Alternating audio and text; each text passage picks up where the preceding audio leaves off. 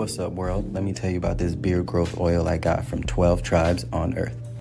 8 ounces of oily goodness with a nozzle that prevents sprays and spills, and soft ingredients that make it perfect addition to anyone's morning routine. From coconut to castor, all these oils are hand chosen. After using this herbal blend, the biggest thing I noticed is how soft, how strong my hair was, and how good I feel. Pick up your bottle today and make your beard the star of the show.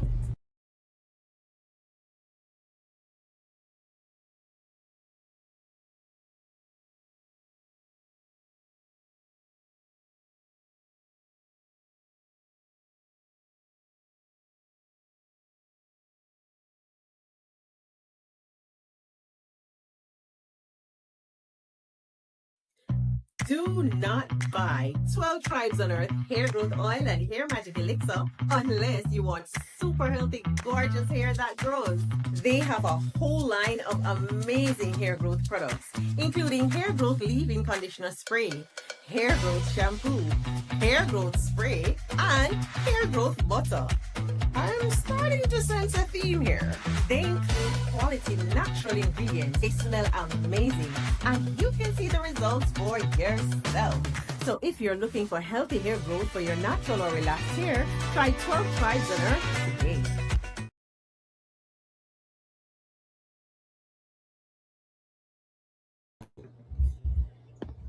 Shalom, family. Good to see you all here. Hope you're doing well. I just wanted to get on here a little early ahead of the eclipse. I thank you all for joining me.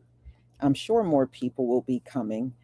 And it's just a time for you to chill out, grab your favorite drink, your popcorn, or whatever you like to snack on, and just enjoy the show.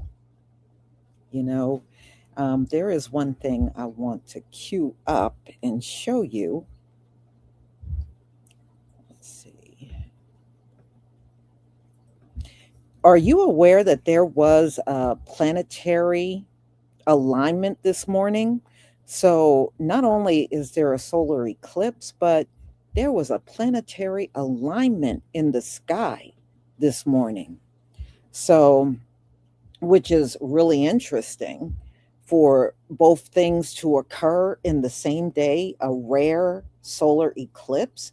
And it's rare because some parts of Europe have not seen a full total eclipse in a very long time. And Spain is one of those places. They always got a bunch of partial eclipse, but not a total eclipse. So it is rare for them to get one. So, and it's even more rare to have such an alignment in the morning sky and an eclipse on the same day, but that's what has occurred. So I'm just going to play this little clip on that. Please give me a 1 if you can see my screen.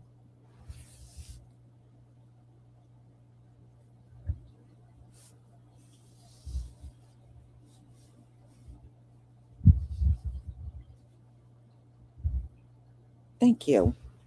And there is a lunar eclipse coming in about, I think, a little less than 2 weeks from now. There's a lunar eclipse coming. Thank you for the ones.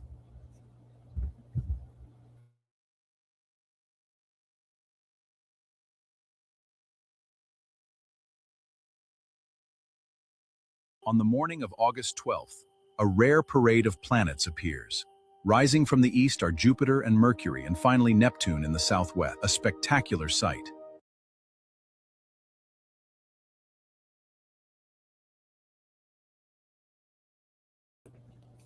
I knew about the solar eclipse, but wow, boy, what a powerful time in the heavens. That's all I got to say. A very powerful time with all of this going on at once. Maybe it's no surprise that there was such a major earthquake in Colombia, and a volcano firing off too. It's a lot going on. And I know there was also a meteor shower not long ago as well. So it's definitely a lot going on. It absolutely is. And we know in the biblical text, an eclipse is an omen. And you got all these Gentiles out here watching the eclipse and they're cheering and clapping. And we know what it says in the biblical text, that this is the time of an omen. This is not anything to cheer about, it's judgment. And I can imagine the judgment being that there was also a planet alignment on top of that. Oh, yeah. It is no joke. I know one thing: the weather has been turning up all over this globe. And I was listening to a video yesterday, and it was talking about how the solar eclipse was coming, and talking about, Europe being able to see this total global, this total eclipse. And it was saying this is happening during the time when the wildfire is going on. And we know how out of control the wildfire still is in Europe. It is crazy. And then on top of the wildfire, they are dealing with a heat wave on top of a wildfire. So, boy, they have been going through some tough times over in Europe, for real. They have been going through it this year. All right, y'all. Let me see if NASA is on.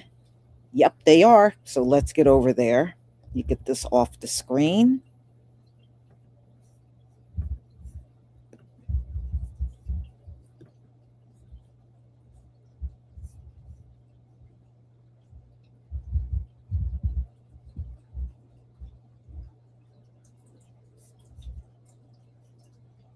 It's insane. Everybody should be watching.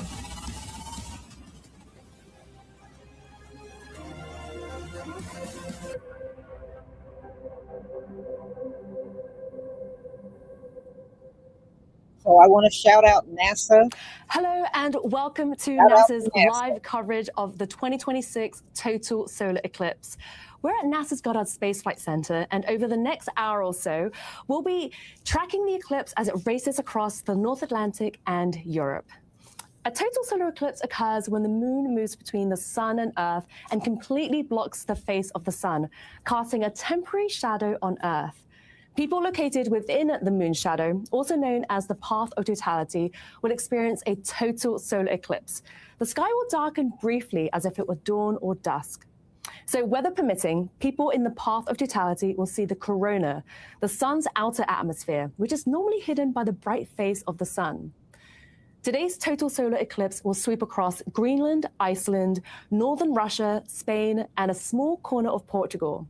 Many other areas in the northern hemisphere are already or will soon experience a partial solar eclipse, including much of Canada and parts of the northern US. And for many along the western part of the eclipse path, such as mainland Europe and Africa, the eclipse will occur early evening, creating a rare opportunity to see a sunset eclipse. Over the next couple of hours, we'll be bringing you live feeds from telescopes across Europe and hopefully views of totality in Iceland and Spain. Thank you so much to our partners, Time and Date, Southern Illinois University, and Exploratorium for those views. During today's show, we'll be joined by experts to learn why celestial events like these ones are important to study, document, and experience. And I have an important reminder on that note. When watching a partial solar eclipse, you must always use the right protection. You can use safe solar viewing glasses like these ones called Eclipse glasses, or a safe handheld solar viewer like this, or you can use indirect viewing methods as well. Regular sunglasses, no matter how dark, will not work and are not safe for viewing the sun. So be sure to stay safe. Now, let's head over to my colleague Ernie Wright, who can tell us more about where the action is happening today. Thanks, Joy. I'm standing in front of the map that I made for the eclipse that we're going to experience today. We're looking down at the North Pole here, and the red stripe is the path of totality. Those are the locations that will experience totality today. As we animate this, you can also see the much broader penumbra shadow. That's where the partial eclipse occurs. But here comes the umbra shadow. That's where totality is happening inside that little oval. It passes over the east coast of Greenland, the west coast of Iceland, and across northern Spain, where, as Joy said, they'll experience an eclipse within an hour of sunset. So they should have lots of opportunities for really beautiful photographs. And then as the eclipse progresses and that umbra disappears, West Africa will also get an opportunity to see a partial eclipse as that penumbra shadow sort of slides off the edge of the Earth here. Now, as we zoom up and look at Iceland and Spain, Reykjavík is here in that southwest corner of Iceland. We're kind of crossing our fingers for them because it's a little bit cloudy there right now. That umbra shadow is traveling over 2,000 miles an hour as it passes through the path and crosses the North Atlantic. And then it runs into Spain here, where we expect more than 15 million people will be watching this eclipse. Some of them on the beach in Mallorca right before sunset, so they should get some really beautiful photographs over the mountains to the west. Now, the situation in the US is going to look like this. That yellow line is the southern limit of the partial eclipse. So folks south of that line, you're not going to see an eclipse today. But if you're north and east of that line, you may already be starting to see the partial eclipse. It takes 2.5 hours for that partial shadow to pass all the way across the United States. So it's not like totality. You don't have to run out there at the exact moment. Some places will have a partial eclipse that lasts for almost 2.5 hours. Others, maybe just an hour. So this is the situation right now. Montana, your eclipse is over. The shadow is passing out of North Dakota, but Minnesota, Wisconsin, Michigan, you're in it. The Northeast is also in it. And for folks in the Mid-Atlantic, you will be in it soon enough. Now, before you run outside to look at your eclipse that's happening right now, we want to show you a short video about how to observe this eclipse safely.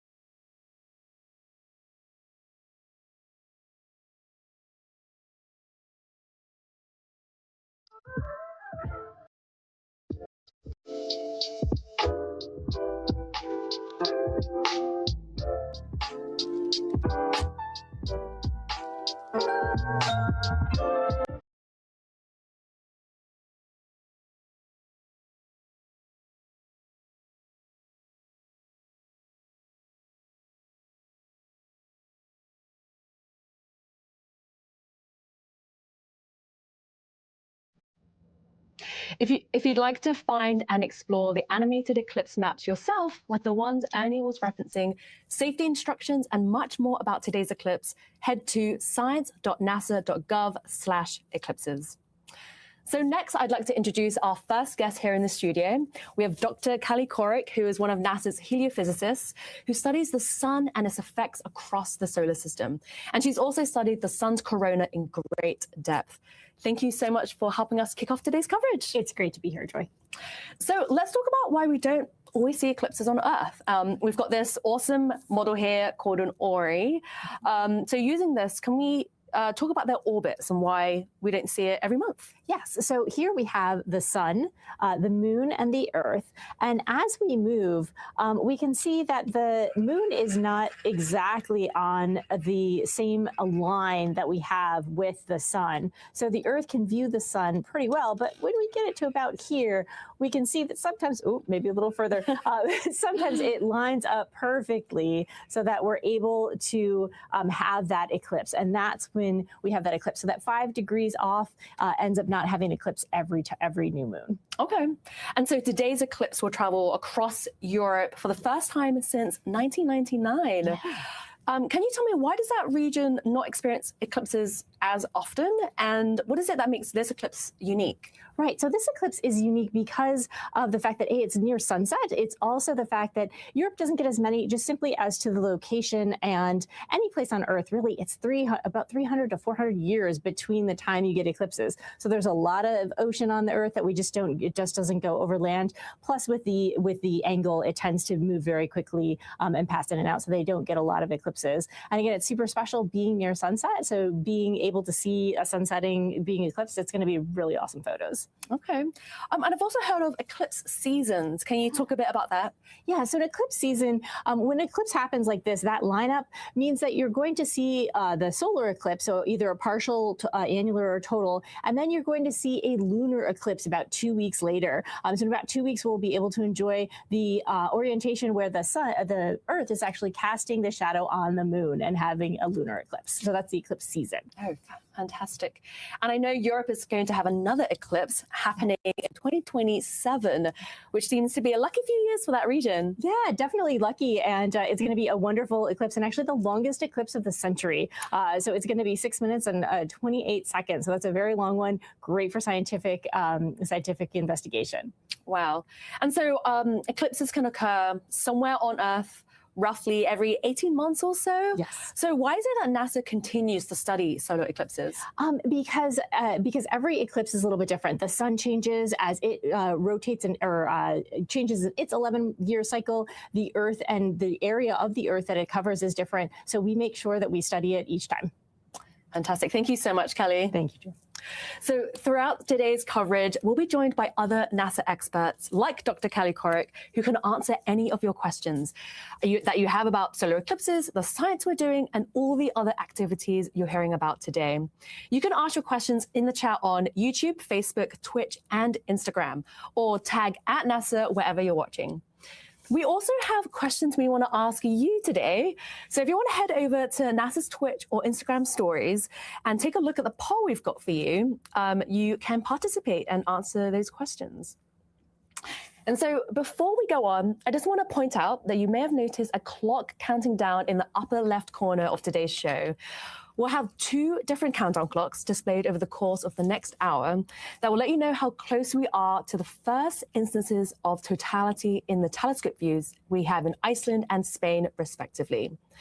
Those are the 2 locations where we hope our telescope partners will be able to capture the best views of the sun being totally eclipsed by the moon. We're tracking totality in Reykjavík, Iceland at 1:48 p.m. Eastern Time, or 5:48 p.m. local time, and that will last about a minute or so. And then we're going to set our sights to Leon, Spain, for totality there at 2:28 p.m. Eastern Time, or 8:28 p.m. local time. And the eclipse there will be about 2 minutes long.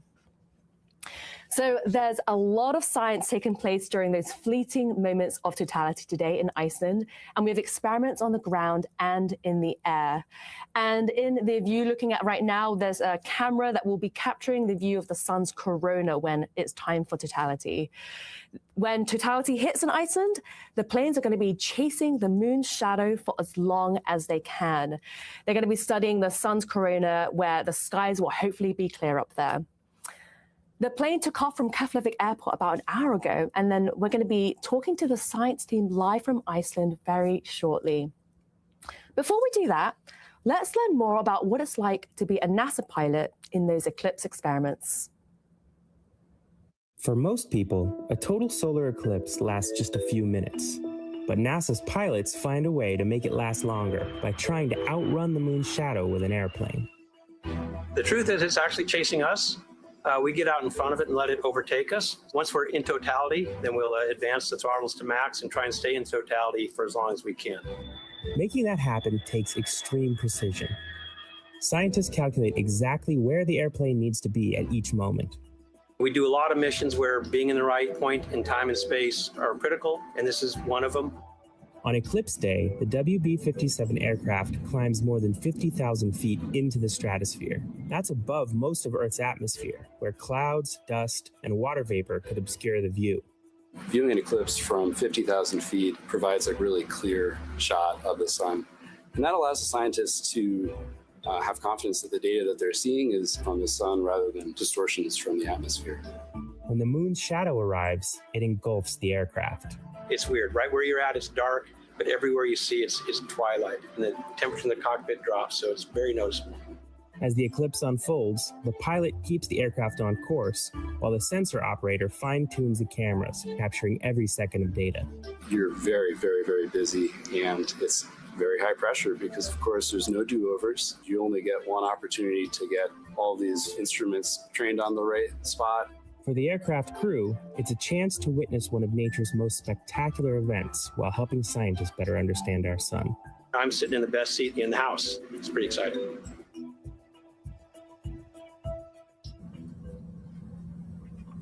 Wow, what a job they have today. For this eclipse, the WB-57 aircraft has a camera on the nose of the plane that will be capturing images of the sun's corona. To learn more, let's chat with Principal Investigator Emir Caspi, who is chatting with us live from Keflavik Airport in Iceland. Hi, Emir. Thank you so much for joining us today. Hi, Joy. It's a pleasure. So firstly, how are you feeling right now? And can you tell us what experiment you're doing today? Yes, well, feelings are mixed today because, as you can see behind me, the sky is not very great for those of us here on the ground. On the other hand, we have an airplane that's now cruising at 50,000 feet above sea level that's preparing to observe the eclipse in just about 14 minutes. And we're going to be imaging the solar corona with an instrument that has 4 cameras on board with observations ranging from visible light through near infrared all the way to the mid-wave infrared, which we often refer to as the thermal infrared, to make new observations of the corona and learn all about coronal structure and dynamics. What is it about the corona, the sun's outer atmosphere, that we're still trying to better understand? Well, you know, we've known for about 100 years now that the corona is incredibly hot. It is millions of degrees hot, even though the solar surface is only a few thousand degrees. And we're still trying to understand exactly how the corona's magnetic field carries that energy up from the solar surface into the corona to heat it to those high levels. Our observations today will open new discovery space with wavelengths that are very rarely observed, that will allow us to apply physics models to better understand how that corona is heated. We'll also be looking at the structures of prominences or material from lower down that's kind of suspended in the corona that we're still trying to understand, especially in these infrared wavelengths where we don't have a lot of observations. And all of this will also help us to understand, of course, the sources of space weather that affect us here on Earth.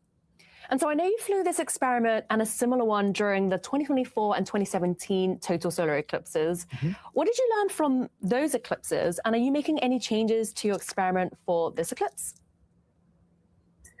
In 2017, our first attempt at this kind of observation, we didn't even know what we were going to see. And measuring in the midwave infrared revealed new observations and new measurements that I think opened up the possibilities of lots of future experiments to try to better understand this emission from the sun. In 2024, we flew an upgraded instrument, the same one that's flying this year. It has 4 cameras measuring across 9 different wavelength bands. And we learned quite a lot, although we're still analyzing that data. So I don't have any results to share with you right now, except to say that we saw some amazing structures, and it'll be very interesting once we complete our analysis. Yeah, I'm looking forward. For this year, we're flying the same. Oh, sorry, go ahead. No, go ahead. For this year, we're flying the same instrument, and we're not making any changes to it from 2024, except that we're applying all of the lessons that we learned from the prior flights, including being able to fine-tune the observing time and the observing procedures. And of course, we also now have our data analysis pipeline that's already made from 2024, which will allow us to combine this data with the data from 2 years ago to make new scientific measurements much faster than we were able to do in the past. Thank you so much, Amir. I know the plane is about to be capturing the eclipse in about 13 to 14 minutes. So best of luck out there. And thank you so much for joining us. It's my pleasure. Thanks so much.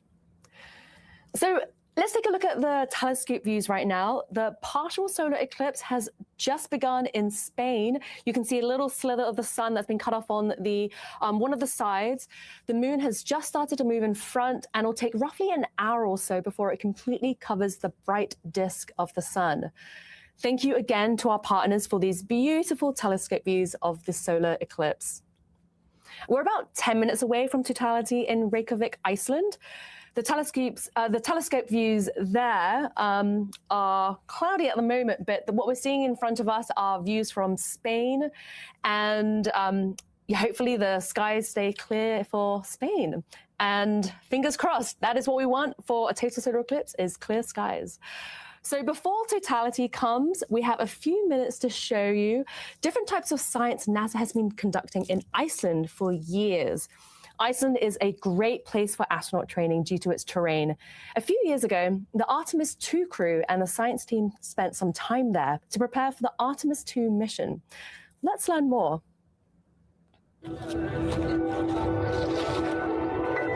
Iceland is a really wonderful place. It's a great place of interest for geologists, but it's also a wonderful analog. On Artemis, we'll visit the lunar South Pole, we'll make observations from orbit, and we have a whole new set of science questions that we hope that Artemis astronauts will help us answer for the Moon and Mars, which are, of course, planetary bodies we're really excited about for human spaceflight.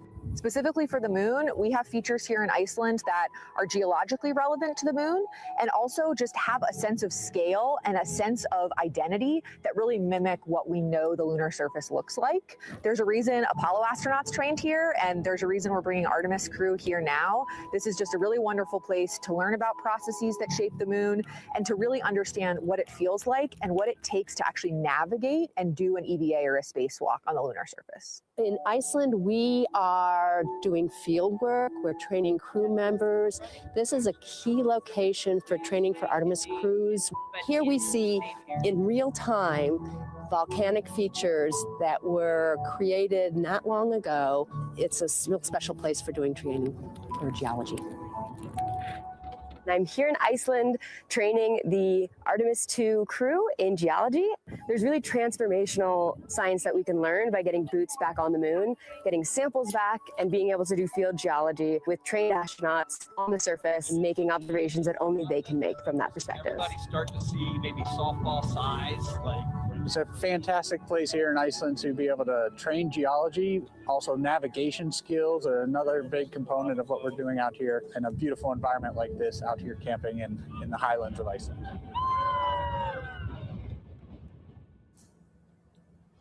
Wow, what an office to work in. So later on in our coverage, we're going to be taking a closer look at the student ballooning experiments as well. And that's been taking place in Iceland for the past 24 hours. But now we're going to be chatting with Marie Henderson, who is the Artemis II Lunar Science Deputy Lead. She has experience training in Iceland and has a key role in the Artemis II lunar flyby data collection. Marie, thank you so much for joining us. Thank you so much for having me today. So during the Artemis II mission, the astronauts were lucky enough to see a total solar eclipse from space. Not to be corny, but that's what I call sun and moon joy. Was that something that was planned from your side? We knew that it was a possibility that we could have a solar eclipse during our lunar flyby. So months before, we prepared our lunar imaging procedures, some of that based on what we learned during the Apollo program, but also some that we learned from imaging that took place during the 2024 solar eclipse. And so we used that to prepare our cameras, but also once we realized we were coming up on a launch day, especially in April, where there was that possibility, we had to go back and we had extra time to train the crew on what they were going to be seeing during this eclipse and what types of observations the scientists were really excited to learn from them for. Wow, what a lucky alignment of stars. Yes. Is seeing an eclipse from space any different from Earth? Did they see different things? And did they have to wear eclipse glasses? Yes, the crew did have to wear eclipse glasses, and so we got those manifested, as you can see on your screen, for them to have to make safe observations.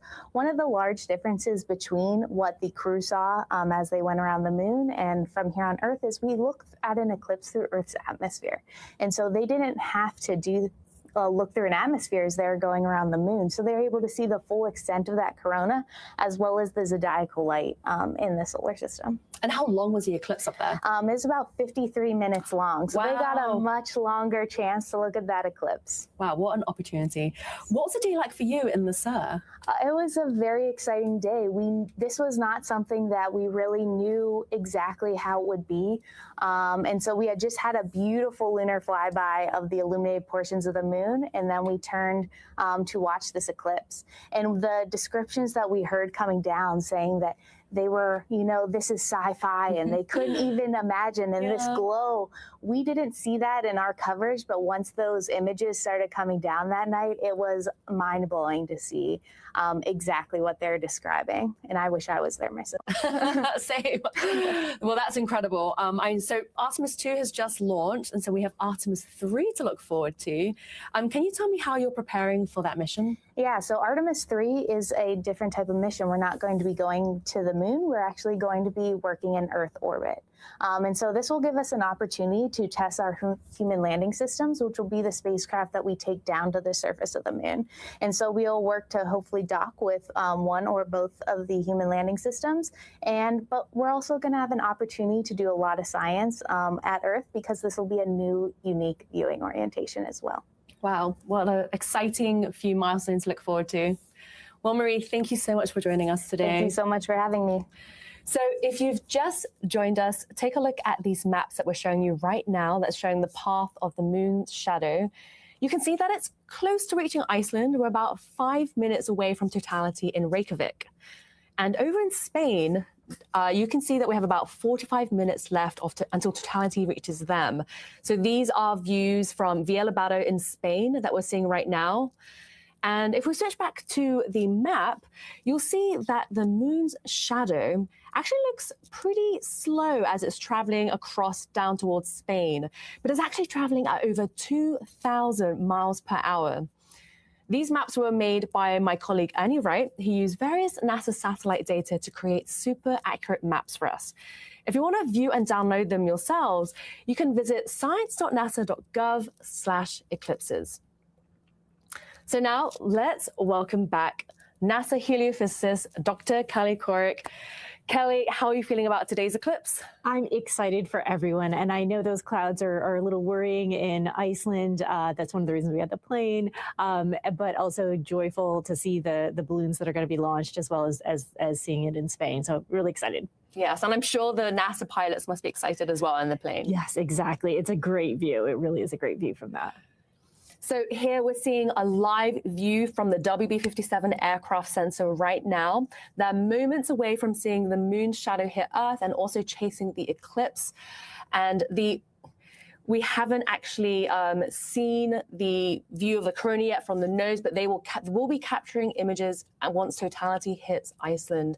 And on the right-hand side, we're seeing a partial eclipse from Norway, which is really exciting. So we have places across Europe that will be able to witness a partial solar eclipse. There'll be many, many people here that will be able to experience this amazing celestial event. So let's see how many, we're about 6 minutes away from totality in Iceland. Yeah. If we what do we expect to see right before totality? Right. So right before totality, we're in that partial eclipse that's going deeper and deeper, and you start to see things go dark. So even if there are clouds, it's going to get a little bit darker. The weather is going to drop too, because again, you've blocked out some of the sunlight, so you're going to get cooler. There's some wind that'll pick up. So the eclipses are really full body experiences. You might also notice that animals react as well. It's not just humans that experience this, but if there are any animals, they might start to pretend that it's nighttime or realize it's nighttime and start to kind of nest. And this is very unique for that part of the world, because right now they're on almost 24 hours of sun. So they are going to be a little shocked by this. And so you'll be experiencing a lot of different things, even if you don't get to see the beautiful corona.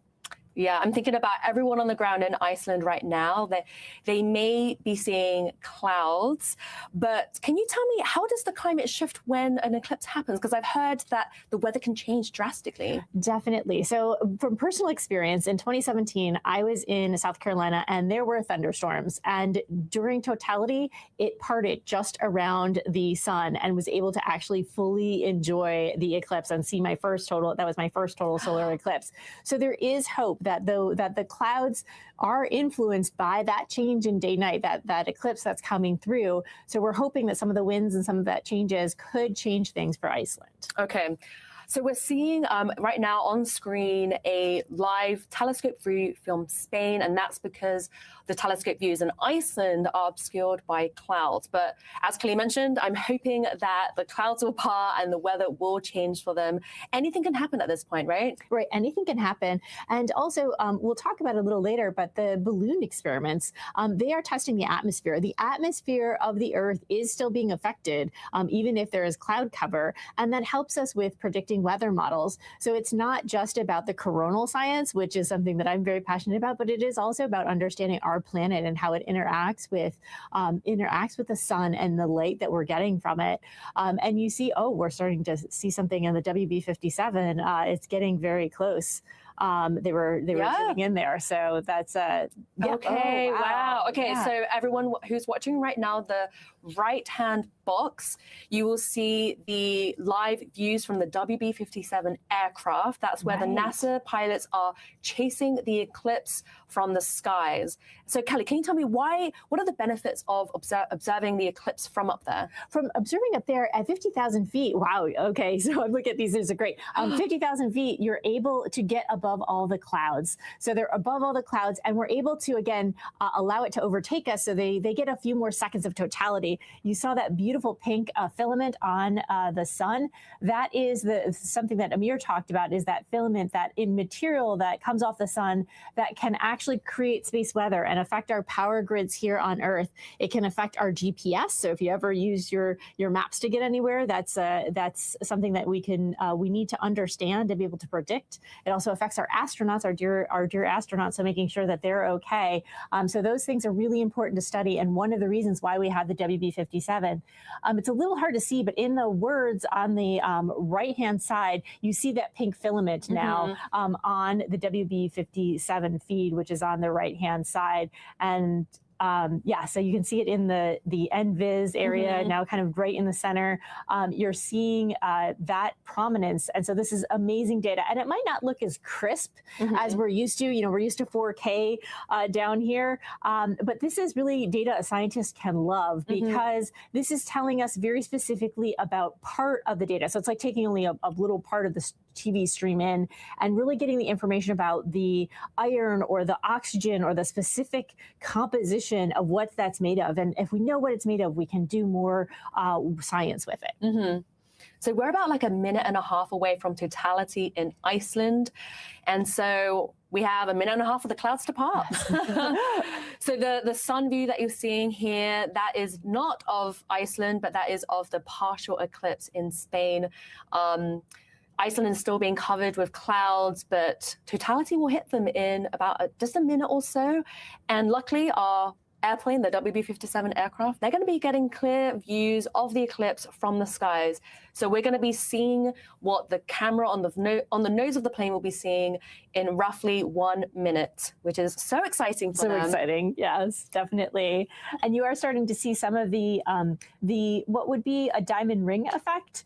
So those little pink things that you're seeing, this is happens when light passes through the valleys of the moon.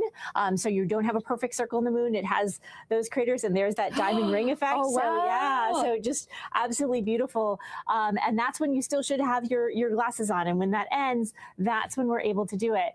And I want to comment, this is an experiment, right? And so this is part of the reason why we're seeing kind of the arrows or the crosshairs go in and out.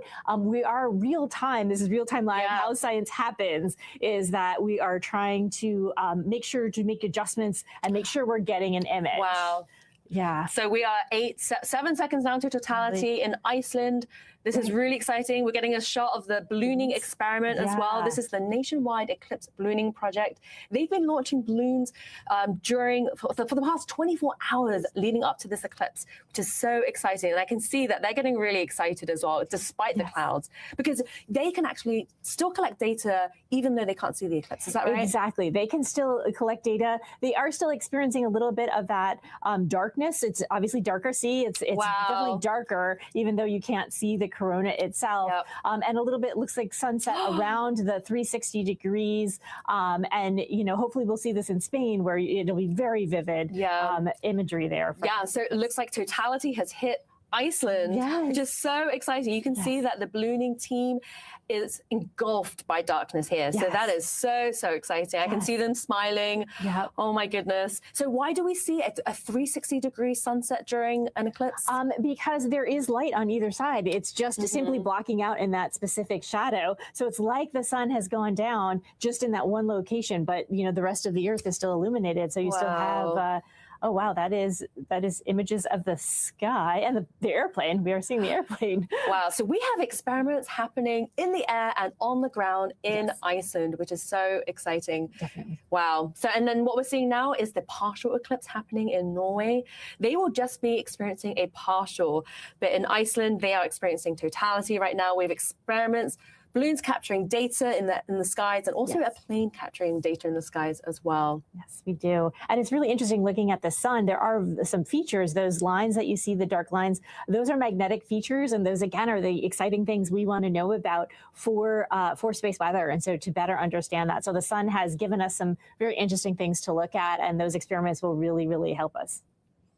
Yeah. And so this is why eclipse observations and eclipse chasing is so critical, because even though they happen often and even though we know exactly when they're going to happen, you never know when the weather will just obscure your view. So we want to take every opportunity we can to get observations. Definitely.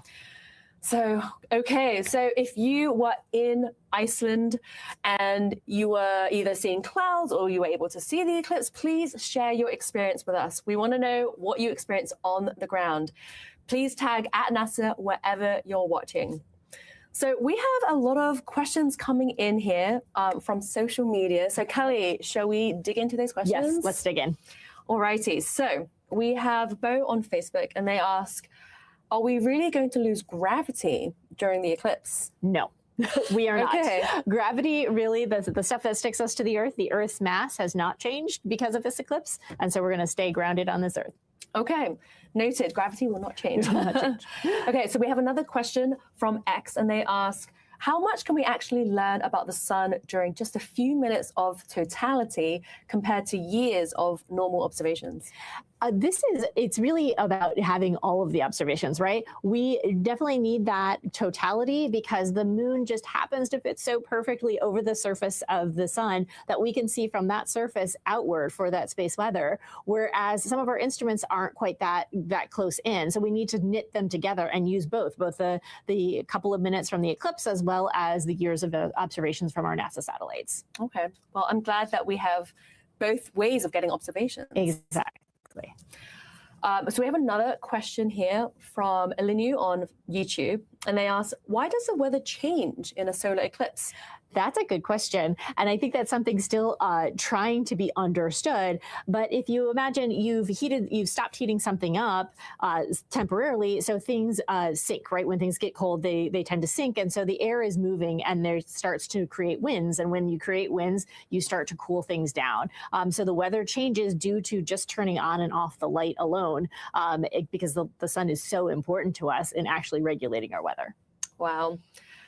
Okay, so we have another question here from Frank Perez on X, and they ask, for sending teams to do research in the path of totality, how do you balance the crew training value of Iceland's terrain against the statistical odds of clearer skies in Spain? And we definitely addressed both, right? There are great things to do with the atmospheric work, especially in the Arctic areas, for the balloons that we sent to Iceland, and then we have teams in Spain also doing that.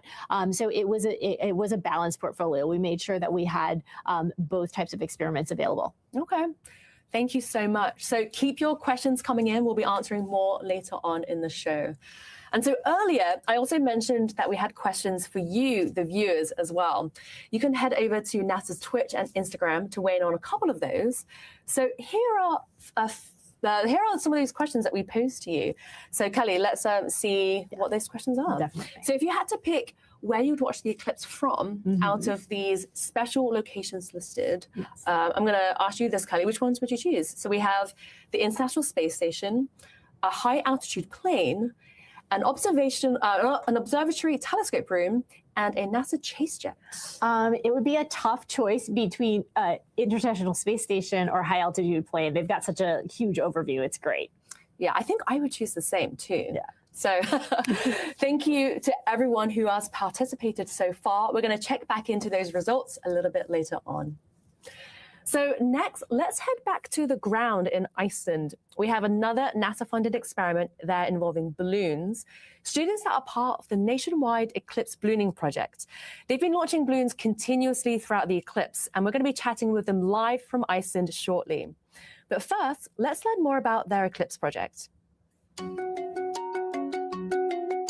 Teams of students from across the United States have a unique vantage point of total solar eclipses, thanks to scientific balloons. The Nationwide Eclipse Ballooning Project is a NASA mission-like adventure in collecting data from balloons that go high up into the atmosphere. Started in 2014, the project engages college students and high schoolers in one of two distinct paths. One is the engineering track that has mostly engineering students that get to tinker on different payloads. And the other track is an atmospheric science track where they'll actually be launching weather sensors to study the impact of the eclipse. Atmospheric science teams launch helium-filled weather balloons, the same as those used by the National Weather Service, every hour for hours before and after an eclipse. Engineering teams fly larger balloons laden with cameras and experiments they build themselves 100,000 feet up into the stratosphere. From there, they study a variety of things such as incoming cosmic radiation and ozone levels, as well as offering dramatic views of the moon's shadow on our planet. The project is really a unique one in that it's both an education but also doing amazing science that's both about the eclipse itself and also the atmospheric response of the eclipse. Student balloon teams made a historic first during the 2019 eclipse. They measured eclipse-driven atmospheric gravity waves in Earth's stratosphere, or large ripples in the air caused by the temporary cooling due to the drop in sunlight.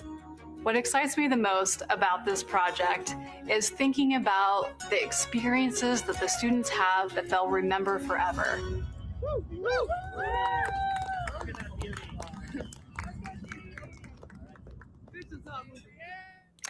Talking to us live from Mosfellsbæ in Iceland, we have Jared and Tessa, who are part of the nationwide Eclipse ballooning project. Jared and Tessa, thank you so much for joining us. I know you just experienced the total eclipse in Iceland. How was that for you?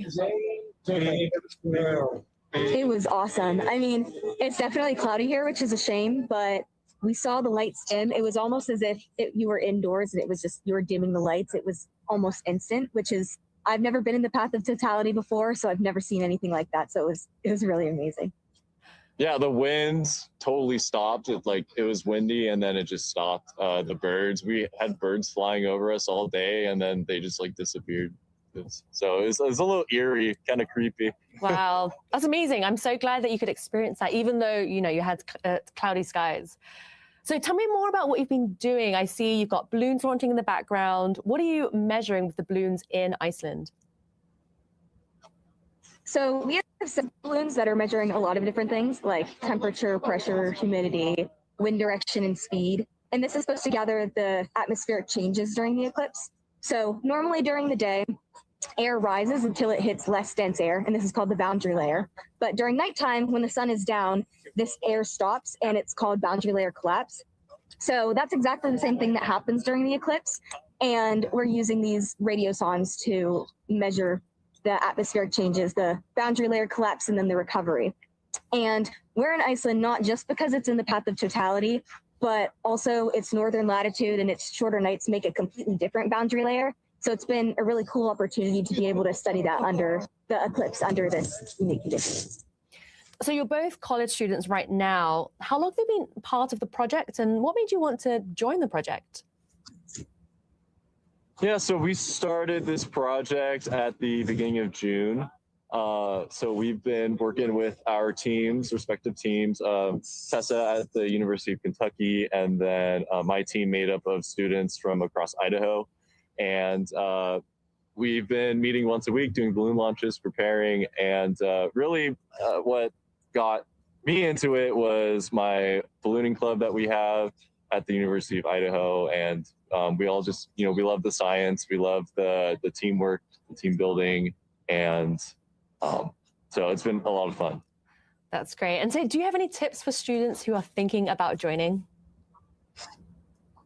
Yeah, so my biggest tip would be to get involved. That was how I learned about this project, was through my club. The professor came to us and was like, hey, there's this really cool opportunity. And so you guys should put an application in. And then also just, if you have internship opportunities and you see those, just put an application in. You never know what opportunity you could get.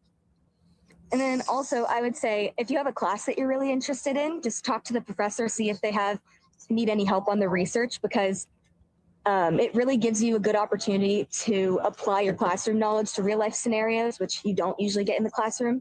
And you also never know what opportunities will arise, like going outside the country for the first time, like I'm doing right now. So, yeah. Oh, wow, that's amazing. Well, best of luck. I know you're launching continuously after the eclipse as well. So thank you so much for joining me, Tessa and Jared.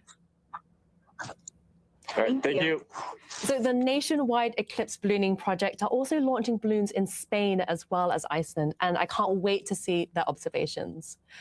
So if we head back to the map, the moon's shadow is heading towards Spain right now, and we're roughly half an hour away from totality in León, Spain. For this eclipse, the moon's shadow is roughly 182 miles wide at its maximum width, and it's traveling at over 2,000 miles per hour. And so here we're seeing eclipse views as well in the bottom corner in León, Spain. And you can see the little bite that the moon has taken out of the sun. And we can't wait to see totality there. It looks like they have clear skies, which is awesome. And so if you are watching the solar eclipse from the ground, remember to wear safe solar viewing glasses or eclipse glasses, like these ones here. The only time you can take them off is during totality when you're experiencing it. If you're watching the partial eclipse in the United States, you can wear eclipse glasses the entire time. If you want to learn more about eclipse safety, head to science.nasa.gov/eclipses. So total solar eclipses give us a chance to study the sun's corona in greater detail, which helps us learn about how it behaves and affects us here on Earth. The sun is highly dynamic and creates conditions in space called space weather that can affect our technology, from GPS systems and communication satellites and airplanes, and even our power grids on the ground. But in order to better understand it, we have a suite of spacecraft that are monitoring the sun from different vantage points around the clock. So let's learn more about NASA's space weather program.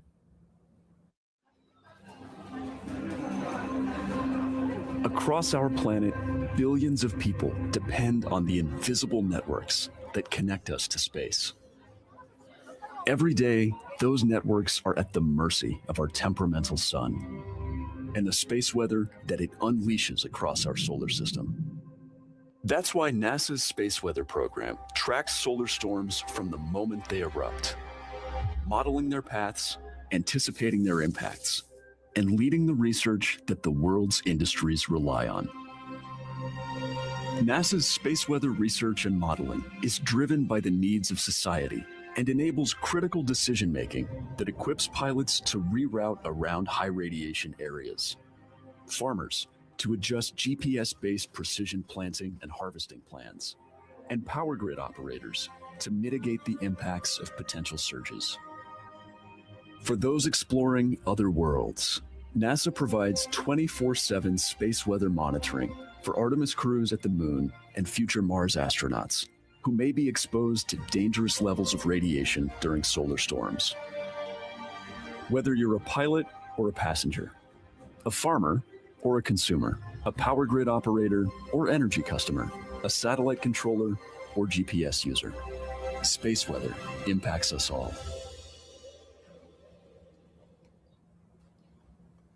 If you're just joining us, welcome to NASA's live coverage of today's total solar eclipse. We're roughly about 25 minutes away from hopefully seeing the first instance of totality in Spain. So stay tuned for that exciting moment. And so joining me in the studio now is one of NASA's space weather analysts, Karina Alden. Karina, thank you so much for joining me. Thanks for having me. So your role involves monitoring the sun in real time. Can you talk a little bit about what you do? Yes, of course. So what we do is we basically observe, model, analyze, and then we document it. And so what we're observing is usually those coronal mass ejections, or as I lovingly like to call them, sun burps. And we're measuring those, seeing where they go, and then we're modeling them to see what NASA missions or possible planets they impact. And then from there, we're documenting it and notifying NASA missions about potential impacts. And so we just learned a little bit about NASA's space weather program. Mm-hmm. How does monitoring space weather affect the everyday person? Yeah, so most of the time, the everyday person is going to see it in terms of northern lights. But what we do also see is some of that impact to the GPS as you're navigating. Sometimes it'll be a little wonky and you don't really know why, but that could possibly be due to some solar storming happening. And then we may also see some impacts to agricultural folks who are using tractor precision farming. And so back in 2024, we saw these huge solar storms. Can you tell us how that storm affected Earth and if we had to mitigate any of those effects? Yes, so along with NOAA's Space Weather Prediction Center, we did have to do some mitigation, but honestly, my favorite part was seeing the northern lights. And so 2024 is when I first got to see the northern lights. I saw them in August, and then you're seeing a picture that I took on my phone where we saw them here in Maryland, which was absolutely incredible. And you can see a picture of the team that I work with, the Moon to Mars Space Weather Analysis Office, along with some of the Heliocomms folks, where we got to see it down here in Maryland, which is absolutely incredible. Amazing. And so I know that you're also part of the team that monitored space weather 24/7 during the Artemis 2 mission when we flew astronauts around the moon. What was that experience like? Surreal. I mean, it's very odd to be staring safely at the sun via satellite imagery, but not see it in person for an extended period of time because I was working the overnights, but it was incredible. And I loved seeing the solar eclipse from space. I think if I were to do it, I'd want to be one of those astronauts. Absolutely. Well, thank you so much for joining us, Karina. Thank you. So next, let's hear from NASA Administrator Jared Isaacman and Head of NASA Science, Nikki Fox. My colleague Jasmine Hopkins caught up with them a few days ago to talk about why this celestial event is so important and what the 2026 eclipse can teach us about the sun. Today, I'm thrilled to talk all things eclipse with NASA Administrator Jared Isaacman, who's leading our vision behind science and why eclipses are so important, and Dr. Nikki Fox from our Science Mission Directorate, who will tell us what exactly is going on with the sun during an eclipse. Are you guys ready to talk? Absolutely. Okay, fantastic. Our opening question is for both of you. Just a couple months ago, we wrapped up the historic Artemis 2 mission. And now we're on the cusp of a total solar eclipse. Can you describe in one word how you're feeling right now? Excited. He took my word. Okay. Excited is the right word, because when you saw that total solar eclipse from Artemis 2, it was so spectacular and nobody was ready for it, even people who see total solar eclipses all the time. And so when you saw that, it just brought the beauty of space and the beauty of the science we do into such clarity. I think NASA is one of the only places where we can see a solar eclipse from down here on Earth and then from the other side of the moon. We study the sun all the time. It's one of our main things that we study in NASA science. We look at it in all different wavelengths. We look at it from all different vantage points to be able to predict when these really large radiation storms are going to come towards our planet, because we want to make sure our astronauts are safe. The eclipse just gives us even more opportunity to study that sun just a little bit more, to really make those big breakthroughs to keep our astronauts safe. All right, next is for both of you. If you could witness a solar eclipse from anywhere on Earth, where would you choose? Anywhere that doesn't have clouds. Having been clouded out for the last eclipse, I will say I will go anywhere that there's no clouds. Look, Iceland is very cool in Spain, a lot of the observation locations for this one, but in Egypt, in the Valley of the Kings, is going to be an amazing backdrop. And that is going to be the longest total solar eclipse of the 21st century. It is over 6 minutes. To stand in somewhere ancient is particularly moving. What's the one thing you want people to walk away understanding about why studying eclipses matters? I think these kind of magical events, I would very much describe that eclipse as a magical event. Maybe it creates a spark, and who knows how many people around the world to look up, imagine what's possible, and then grow up and start contributing in this great adventure that we're on. Remember that Einstein confirmed his theory of relativity using an eclipse. Eclipses are very powerful. You see stars, you see constellations, you see planets that you don't normally see. It kind of reminds you of our place in the universe. Why do we still care so much about the sun? Is there anything new we can learn about it? There's always new stuff to learn about the sun. It is our star, but it's the only star we know right now that has the responsibility for maintaining life on a planet. And as we sort of continue to try and answer the question of, are we alone in the universe? Understanding our relationship with our sun is so important, and eclipses give us that opportunity to do that. It is honestly the only time that we can really observe some of the phenomena, particularly down low in the chromosphere, really looking at how the corona turns into the solar wind. It bathes all of the planets, but we live in the atmosphere of the sun. So when you get these big events, they can cause havoc for technology here, and of course, our prime thing, keeping our astronauts safe in space. So understanding our sun is more critical today than ever. Thank you both so much for being here today. Really appreciate it. Thank you. Thank you to our NASA Administrator, Jared Isaacman, and Head of NASA Science, Nikki Fox. Let's head back to Ernie right now, who is going to dive into our eclipse maps and where the eclipse is heading next. Thanks, Joy. It's so exciting for me to watch this eclipse progress. I mean, we can predict these, but you really can't anticipate how you feel about them until you see them. So I'm standing in front of the eclipse map, and just to recap, this red stripe is the path of totality. Those are all the locations that can experience totality. You're seeing the partial shadow emerge from northern Siberia. It has already crossed Alaska. It's over Canada and the northern United States right now. And that little oval is the umbra where totality is actually taking place. It has just passed by Iceland, and although it was cloudy there, people got to experience the secondary effects of an eclipse where you get the darkening and the brightness along the horizon. And it will very soon be over northern Spain, where we expect more than 15 million people will be watching the eclipse. Toward the end of it, partial eclipse in Western Africa. So this is a close-up view. Reykjavík is here.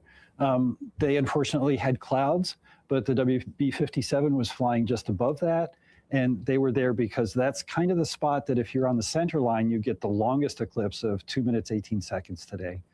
And we're just a few minutes away from seeing totality pass over Spain less than an hour before sunset. That should produce some really beautiful photographs, especially for folks on the beach watching this over the mountains to the west. This is an unusual eclipse. It's kind of weird.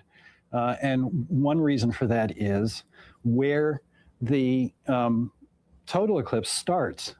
This is the Meteor Peninsula in northern Siberia. And because they're so far north, that eclipse starts at midnight. They are well above the Arctic Circle, so the sun is up 24 hours a day.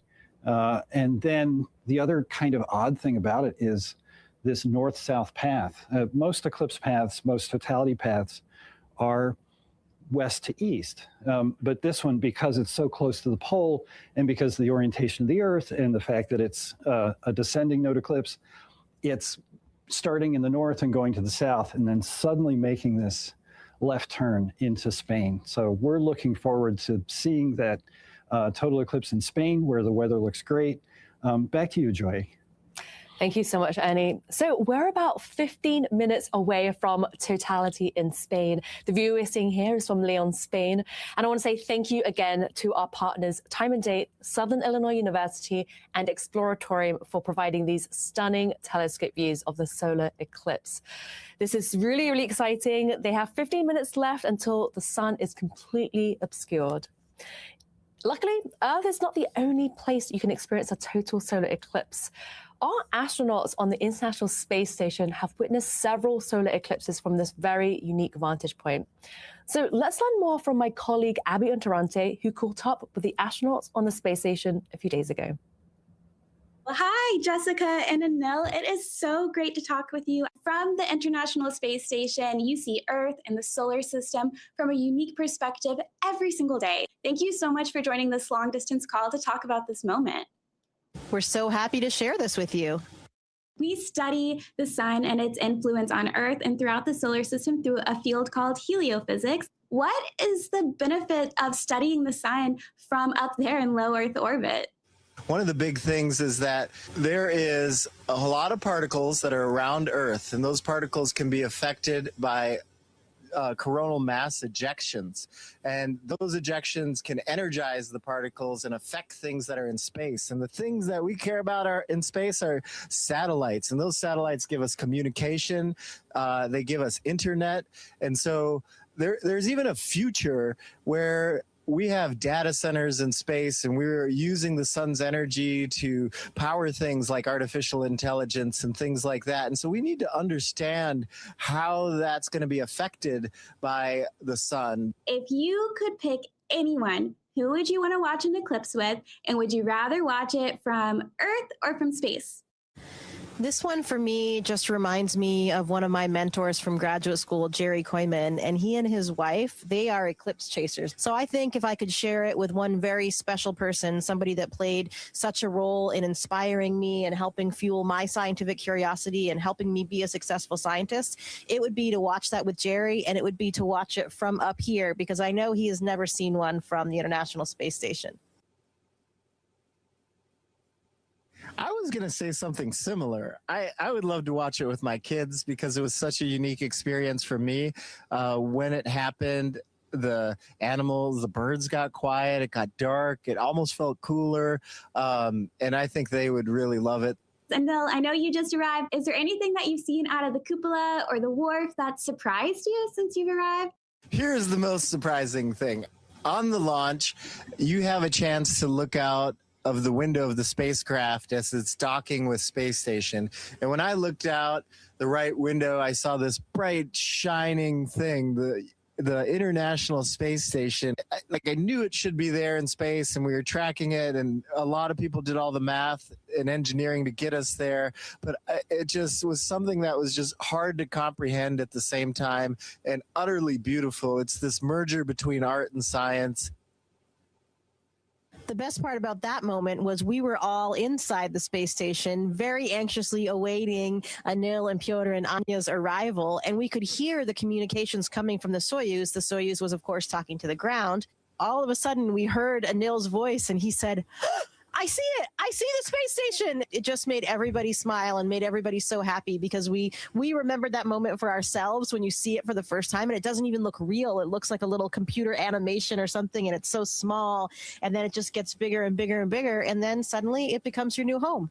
Thank you so much. It has just been a pleasure to speak with you both. We really appreciate you taking the time. Thank you, Abby. It's been wonderful speaking with everyone today. So keep looking up and we'll be waving at you.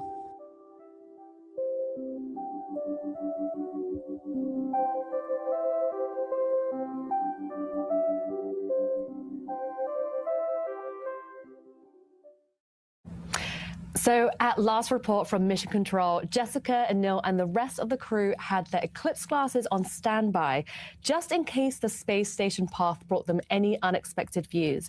So we'll keep an eye out and see if they saw anything. But we did just get something new come in. So a short while ago in Hodgdon, Maine in the US, one of our NASA photographers actually caught the International Space Station flying across the sun during the partial eclipse. Let's take an exclusive look at that image. Wow, that is an incredible shot. So this was taken by Joel Kowski with NASA headquarters. So in the middle, you can see a tiny little speck, and that's the space station that flew right in front of the partial eclipse at 1:14 p.m. Eastern time. You can see it along the middle here, and there are some cloud coverage. You can see the clouds kind of going in front as well, but this is a really, really beautiful shot. The space station was traveling at about 5 miles per second here. So our NASA photographer, Joel, would have had about half a second to capture this exact moment. In Joel's photographs, you can also see like the slither of the moon at the top corner as well. And the moon was covering roughly 20% of the sun. Although Joel is a very experienced photographer, anyone can take photographs of a solar eclipse. So next, let's hear a few tips on how to photograph one.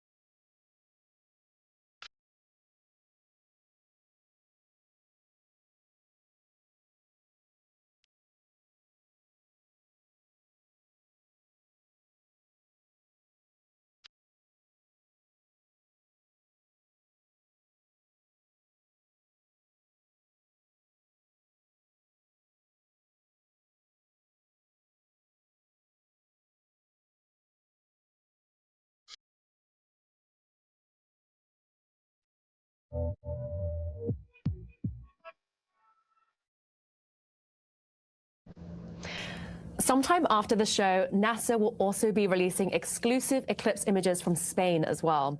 This is where our NASA photographer, Bill Ingalls, is hoping to capture the eclipse near the horizon. We're about 7 minutes away from totality in Leon, Spain, which is so, so exciting. This is some of the crowds there that we're seeing. You can see that the darkness is looming. It's not quite totality there yet, but they are almost there, which is awesome. So now I'm joined here by NASA's Heliophysics Director, Joe Westlake. Joe, how are you feeling about today's eclipse? Oh, super excited. Super excited to see it and to share our science, NASA science across the world. So if you're watching from the ground and you don't have eclipse glasses, there are actually many ways to watch an eclipse. These are through indirect viewing methods. So Joe, do you want to walk through some of those methods with us? Yeah, so these are super cool. This is stuff that you've got at home and things that you can use to help you view an eclipse safely without your glasses. So here we have just a standard colander, right? What you would have in your kitchen. Maybe clean some, berries or whatnot with it. And I'm going to demonstrate how you would use this to look indirectly at an eclipse. Okay. You're using the light of the sun as it would filter through this colander. And let's demonstrate together. Here, okay, Joy. So yeah, if you could hold that.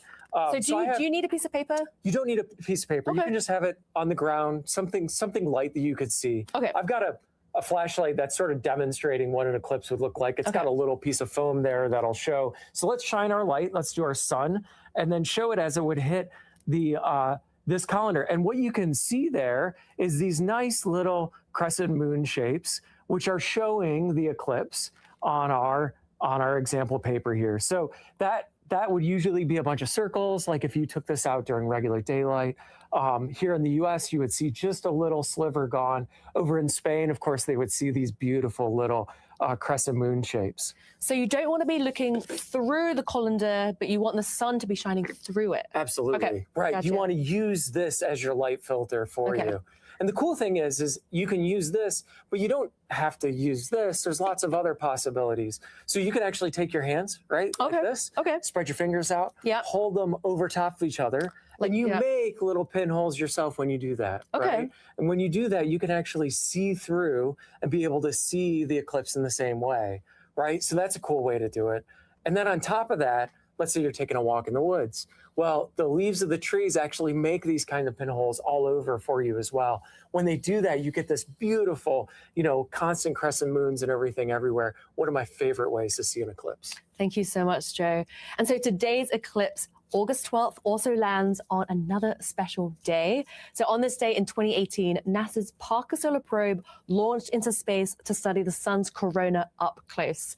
Joe, can you tell us a little bit about that mission? Yeah, what an incredible mission. This is humanity's opportunity to actually touch our star, right? We flew a mission, Parker Solar Probe. It's still up there. It's still operating. It's still taking great science.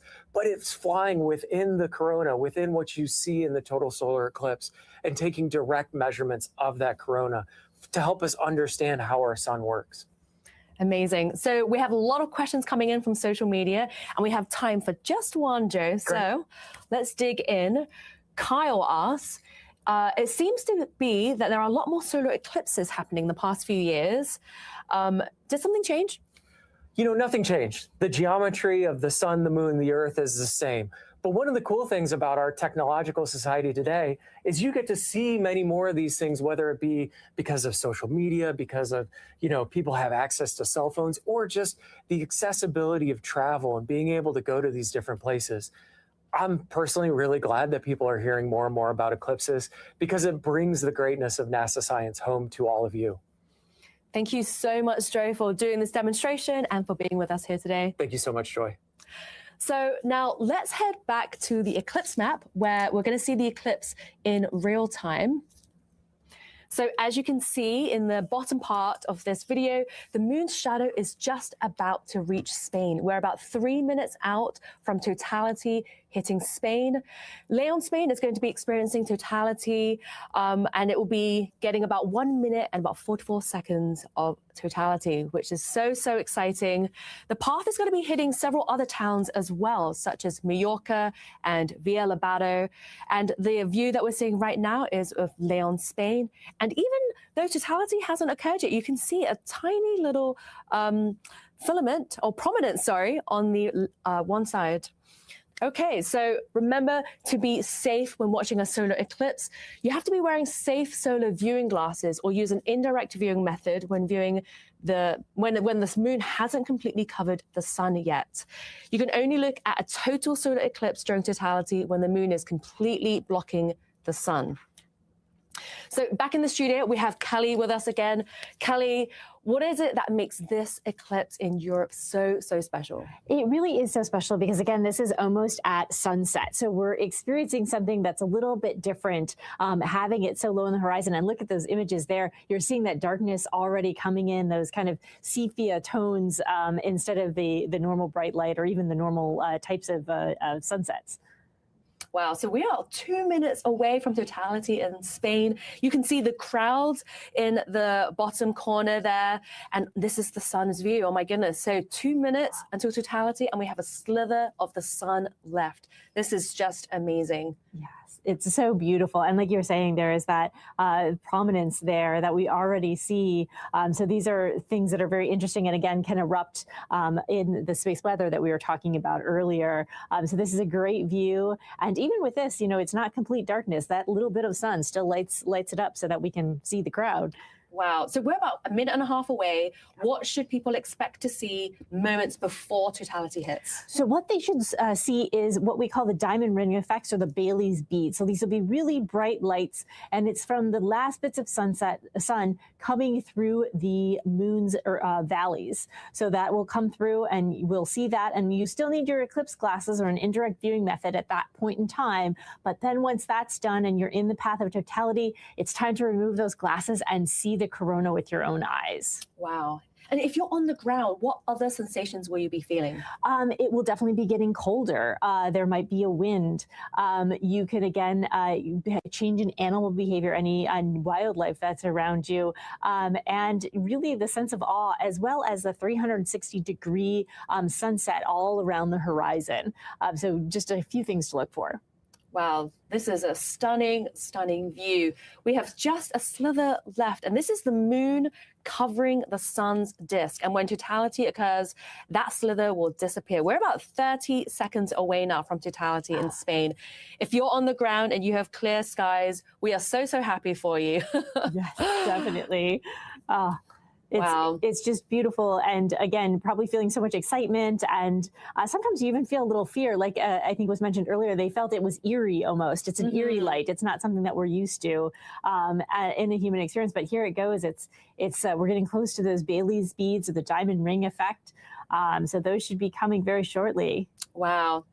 All right. Totality is almost there. The slither is about to disappear. Oh, okay. The little diamond ring. Wow. Yeah. All right. Totality has hit Spain. Yes. Oh my goodness. Lovely view. What is the red mark that we're seeing on the image right now of the sun? So the red mark is that filament. So it's a bunch of very hot material that has been hanging above the sun and just kind of hanging out there based on the magnetic fields of the sun that keeps it kind of in a little magnetic cage. Oh, look at that. That's a really nice view of the corona. You're seeing things that look like streaks coming out of this, and those are streamers. So that's the basis of the solar wind that we are bathed in constantly. The sun is constantly outflowing material, and so that's that constant stream. And then you see what could become a big chunk at some point in time in the pink filaments that you see there. Wow. So we see that coming off of the sun. So this is the atmosphere of the sun's corona. Are those streaks that you just mentioned, are they coming towards Earth as well? They are coming towards Earth. So they fill the entire solar system, or the heliosphere, which is actually all that the sun encompasses with that solar wind. So it's the entire solar system. So it definitely hits us here on Earth. Wow. And this is absolutely beautiful. Again, you're seeing a prominence also on both sides, really, and maybe even one up on the other corner. Oh, wow, yeah. So there's lots of, even though the sun is supposed to be towards a minimum of activity, which meaning you should see less of this, we're seeing more of it. And this is one of the important reasons why to keep studying these eclipses, is to see what is actually happening on our sun. When we think we know what's going on, it seems to change it up a little. And what is it about these features that are so important to study? It's important to study what they're made out of. Oh, and now we're back to the diamond ring. So we're coming back out of it already. It was always, wow. Yes, it happens so quickly. And once you see one, you definitely want to go back and see some more. Wow. So totality has ended. Yes. In Villalobado, Spain. Wow. So you're telling me that we also see the diamond ring and Bailey's beads at the end of the eclipse as well? Yes, exactly. Wow. When you're going into or out of the eclipses. Okay, so this is a view from Valoria La Buena in Spain as well. They are seeing an eclipse right now. Eclipses happening in Spain are about a minute apart from one another in these telescope views. So they're seeing totality. So the red mark that we're seeing right now, is that another prominence? Yes, those are prominences, that material that is suspended above the sun that's very, very hot. Again, it's interesting to us to know what they're made out of. There's normally filters, like here and on the airplanes as well, to tell us about whether that's some iron or whether that's carbon or oxygen, or what exactly is those pink filaments made out of. And you can see the moon is moving away from the sun right now. What is it that we're watching? Yeah, Bailey's beads. And so these are the beads. And so now we're actually going out of totality again. So wow, what a brief moment of totality. Yeah. This is just amazing. They have had clear skies, and this is exactly what you want for a total solar eclipse. Yeah. Wow. This is Mallorca in Spain. Oh my goodness, this is stunning. Wow, yeah. Look at that corona. That why is it so much clearer? Why is the corona so much clearer during a total eclipse? Yes, yeah. So it's so much clearer because you're taking away all the bright light from the face of the sun. The sun is very, very bright. So it's basically a million times different. And when you blot out that middle, you can see all the beautiful things that are going on behind it. And so, yeah, so this is the beautiful crescent moon that you're seeing. I think previously we were seeing those strikes of light. That's also closer to sunset there as you go more south in Spain.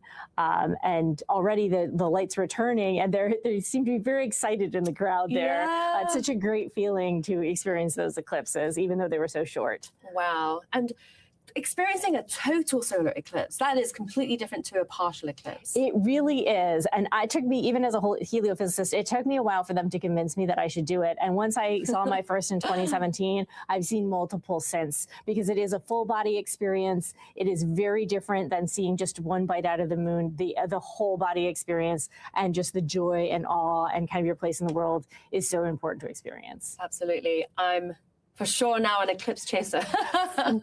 Well, that was an incredible solar eclipse. What a view. I am thrilled that their skies were completely clear, which means that we could see the sun's corona so clearly. And we could even see multiple prominences as well from the sun, which is a beautiful sight during an eclipse. So in a few minutes, we're going to be speaking with a NASA astronaut live from where they saw a total eclipse. But first, let's go back to the poll that we posed to you earlier on in the show. So, Kelly, I know that you had answered some of those questions as well. Yes. So let's take a look at what our viewers thought about those questions. Okay, so let's head to one of the poll questions. But while we're kind of like waiting to get that set up, let's continue looking at this beautiful partial eclipse now in Mallorca, Spain. That's just gorgeous. That is just absolutely gorgeous in terms of that very little sliver. Again, this is towards sunset. So normally if you're looking at a sunset, especially over water, you're seeing that kind of orange ball, red ball go down, and then you have this beautiful eclipse to happen. These really are just going to be spectacular images. Yes, absolutely. Okay, so let's head back to the poll answers. Our viewers, so the first question was, where would you rather watch an eclipse from? You said the International Space Station, yes. And our viewers would agree. Yes, it'll be a party on the International Space Station. I also wanted to be there too, so we're all going to be up there. The second question on the poll for everyone watching was, what would be your ideal eclipse watching soundtrack? And the options were cosmic lo-fi beats, dramatic space opera music, chill acoustic sky watching vibes, or just the sounds of nature and the crowds. And the winner was Cosmic Lo-Fi Beats. Oh, all right. Yeah, that's a good soundtrack. I can see that. Yeah. I voted for opera music, but... Yeah, and I might be a little bit more sounds of nature, but, that's just me. Okay. Well, anyway, thank you so much. So, although totality is over, the partial eclipse will still be visible for the next hour or so. Remember to stay safe while watching the rest of the partial eclipse by wearing eclipse glasses or by using an indirect viewing method. And so if you want to learn more about eclipse safety, go to science.nasa.gov/eclipses. Okay, so next we have a very special guest calling into the show live. NASA astronaut Don Pettit just witnessed the total solar eclipse from Alcañiz, Spain. Don, can you hear me? How are you doing? I can hear you loud and clear, and I'm standing out in Alcañiz, Spain, just in awe from looking at the totality phase of this eclipse. Wow. So how are you feeling? I know you just finished watching the eclipse. How are you feeling right now? What did you experience on the ground and what did you hear? Were you surrounded by crowds at all? The sky is exceptionally clear, and there's hundreds of people here, and that's part of the eclipse. It's not being off by yourself, it's being with a group of people, the people that live in Alkanese, the group of people that I'm here with, and experiencing this amazing celestial event all together. Amazing. So people might know you for your incredible photos and videos from your multiple trips to the International Space Station. Did you take any photos during this eclipse, or did you put your camera down for this one? Oh, no. What I do is the same thing for launches. You set a camera up on automatic, and you get whatever you get from the camera, and then you stand back and you watch the launch, or you watch the total eclipse. They're both kind of in the same category in that they only last a couple minutes in terms of what you could see, and it's better to view them through your own two eyes than through the viewfinder on a camera. Okay, good tip from a NASA astronaut. So how did the experience watching this from the ground compare to watching an eclipse from space, which I know you've done a few times? I've had the opportunity to see two solar eclipses from space. And in space, you look at the shadow projected on Earth. You don't look at the sun itself. And the shadow has all the detail that the classic astronomers from hundreds of years ago predicted. You see the umbra, you see the penumbra, you see the shadow moving over Earth, and it's a vantage point from space that you can't see from Earth. Wow. So lucky. And I know you've seen a lot of other beautiful phenomena in space, like the aurora and air glow. What is it that makes watching a total eclipse special for you? It's the whole package that comes with a total eclipse. It's the shadow phenomena that happens around you. It's looking at the corona around the sun. It's experiencing the reaction of all the people you're watching it with. So it's a human emotional event, as well as much physics and natural phenomenology as you want to add to the mix. Wow. Well, thank you so much, John. Any parting words? Just get out and watch an eclipse, whether it's a total eclipse or a partial eclipse. They happen. Lunar eclipses happen. Get out and look up at the sky and think about what's going on and smile. Thank you so much for joining us live from Spain. We're so grateful you could share your absolutely amazing solar eclipse experience with us. You all take care.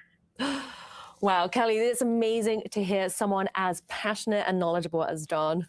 Yes, it really is, that he's seen so much and he still is so passionate about the eclipse here on Earth. It just really tells you have to see this thing. Absolutely. So if you're looking to catch the next total eclipse, you're in luck because we have a few special ones coming up. Kelly, can you run through them with us? Yes. So next year, there is going to be an eclipse that happens in part of Spain, throughout the Northern Africa, through the Middle East. And that's going to be the eclipse of the century, the longest one of the century. So it's 6 minutes and 28 seconds. That's going to be a very long one. And then in 28, we're going to have the eclipse over Australia and New Zealand. So these are going to be great scientific experiments as well as amazing experiences to experience on the ground. Amazing. And what about the United States? The United States, well, the next one where we'll have totality is 2044 in Montana and North Dakota, and then 2045. So it's going to be a while before we go California through Florida across the entire continent. Amazing. So if you want to learn more about solar eclipses and NASA science, you can head to science.nasa.gov/eclipses. So Kelly, thank you so much for joining us in the studio today and answering all of our questions from our viewers. I also want to thank our guests who joined us in the studio and on the ground as well, and especially to our telescope partners and everyone who looked up with us here today. And so I think we may have some eclipse pictures from the International Space Station. I'm going to see if we can grab them now for you. If you can't, we'll be releasing them shortly after the eclipse. We're going to be posting them online soon after the eclipse. But yes, we're happy that the space station astronauts were able to see the eclipse from space. So we have something else exciting happening in just a few weeks. NASA's Kennedy Space Center Launch Complex in Florida will become the next launch site for the Nancy Grace Roman Space Telescope. This is a one-of-a-kind observatory that will help answer essential questions about dark energy, exoplanets, and much more about our solar system and out to the observable universe. The launch is currently no earlier than Sunday, August 30th. We're so excited for you to join us next time as we follow another historic mission in space exploration. Every discovery begins with a new way of seeing.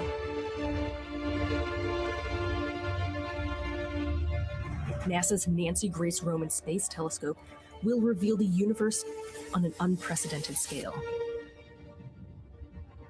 With its powerful, wide-eyed view, Roman will map vast regions of the cosmos, seek the hidden influence of dark matter, and uncover the mysterious force driving the universe's expansion. With a wider view comes a deeper understanding.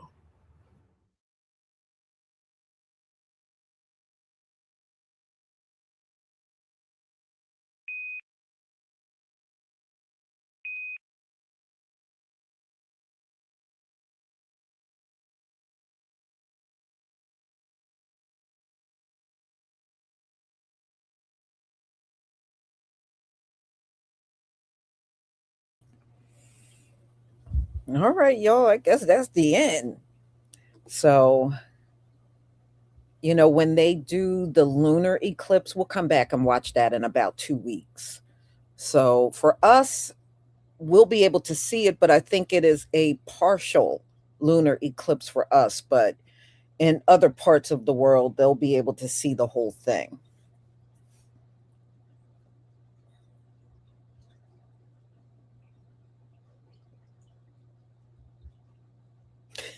Big nose Neanderthal. Okay. So anyway, y'all, thank you so much for joining me. And I got my next live coming up in just a little over an hour. So I will see you then. I think that one is on Tasha K when she called FBA the KKK. So we'll talk about that at 3:45. She got some pretty harsh pushback for that. A lot of people are upset with her. And see, the last time she really upset people, she announced that she voted for Donald Trump. And I think instantly, like over 5,000 people that was subscribed to her dropped her. So we shall learn more about her equating FBA with the KKK. So y'all, I will see you then. Thank you for joining me on the eclipse. And those of you that gave, let's see here. Marvine Oliver, 3386, Laughing Disco, thank you so much for your support. Naturally Copper Colored, thank you for the one gift. Membership, thank you for your support. One of many ancestral shadows, thank you for the 10 jewels gold coin. Thank you for your support. Steel Wings, thank you for the 440 jewels. Uncle Lert, thank you for your support. And Lisa Gibson, thank you for the 2 jewels. Silver Star, thank you so much for your support. I deeply appreciate everybody that made a contribution to my channel today. I thank you. Have a wonderful day. Don't forget to pick up your hair products. And I'll see you on my next live. Shalom, family.